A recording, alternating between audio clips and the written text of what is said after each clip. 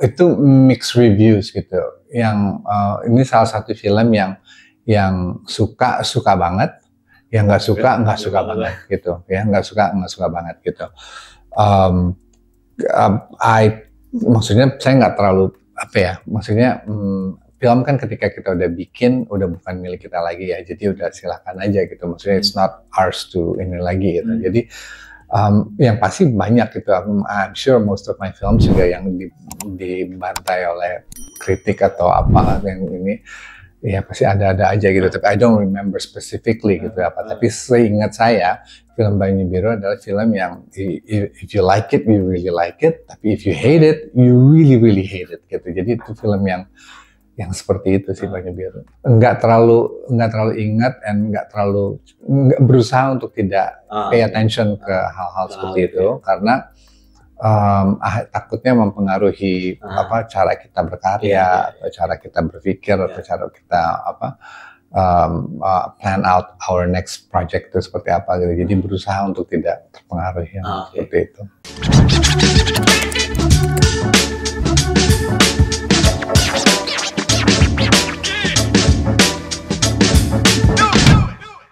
Nggak tahu, tapi it's always nice kalau misalnya tiba-tiba ada orang yang udah nonton Banyu Biru gitu. Oh ya, nonton di mana gitu. Kadang-kadang nggak ini gitu, nggak kebayang bahwa ada orang yang mau nonton film Banyu Biru atau karena itu film lama juga gitu. Jadi it's always interesting gitu. Jadi ya itu sih. Jadi suka kaget aja kalau misalnya orang nonton Taol gitu atau ya obviously gitu nonton Taol karena it was in cinemas. Yeah. Ya, tapi kalau Banyu Biru kan film yang keluar tahun 2000-an gitu. Jadi suka kaget aja kalau ada yang masih nonton.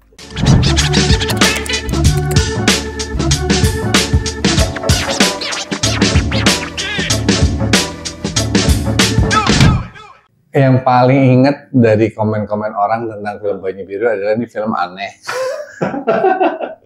Film aneh, oke. Ini film aneh.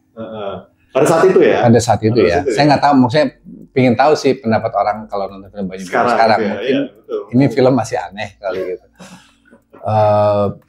Ya yang saya ingat sih waktu itu ini film aneh gitu ya.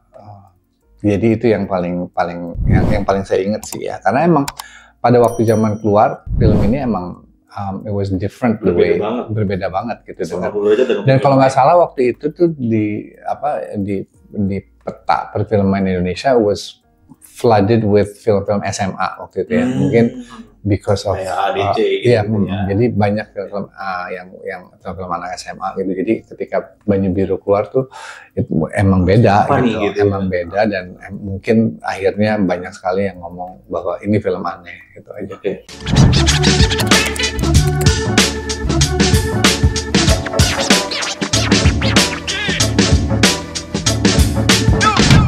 Oh film ini banyak gitu, maksudnya kalau film Banyu Biru banyak dibantai, maksudnya film Banyu Biru banyak sekali yang dikritik dari segi sinematografinya, dikritik dari segi ceritanya, dari segi treatmentnya gitu, banyak gitu. Tapi bukan film Banyu Biru aja, film-film saya yang lain juga banyak yang dikritik dari segi itunya gitu. Tapi kan ya kembali lagi saya bilang tadi gitu, film is not ours anymore gitu. Kalau ketika udah selesai ya emang pasti ada hits and misses-nya, ada yang like atau don't like-nya gitu. Tapi kan itu kan ada selera pasar juga. Opinion, ya, kita juga nggak peduli kan. Kita udah nggak ingin lagi gitu.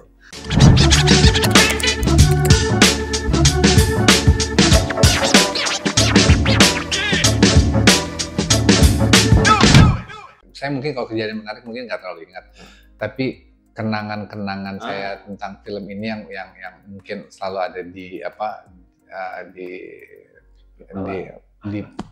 perasaan saya itu bekerja sama dengan almarhum Didi Petet itu was interesting gitu ya, maksudnya benar-benar menyenangkan sekali. Terus saya